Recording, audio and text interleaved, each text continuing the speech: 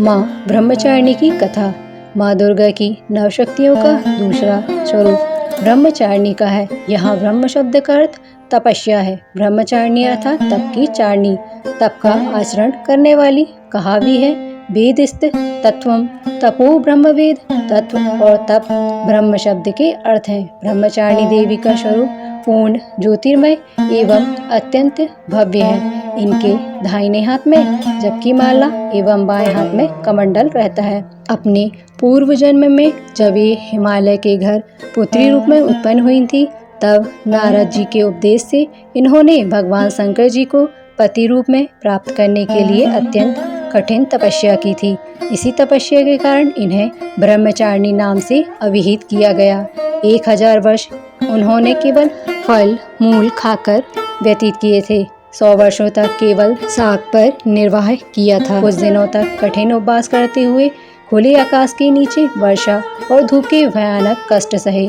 इस कठिन तपस्या के पश्चात 3000 वर्षों तक केवल जमीन पर टूटकर गिरे हुए बेलपत्रों को खाकर वह भगवान शंकर जी की आराधना करती रहीं।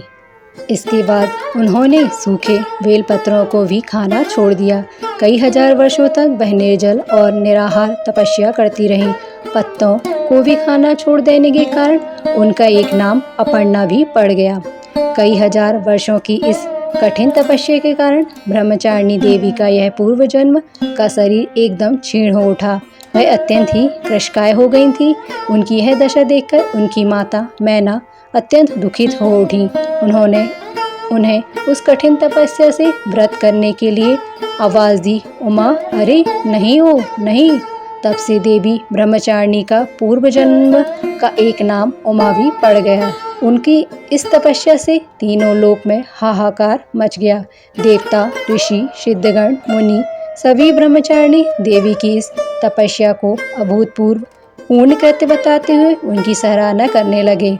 अंत में पितामह ब्रह्मा ने आकाशवाणी के द्वारा उन्हें संबोधित करते हुए प्रसन्न स्वरों में कहा, हे देवी, आज तक किसी ने ऐसी कठोर तपस्या नहीं की थी।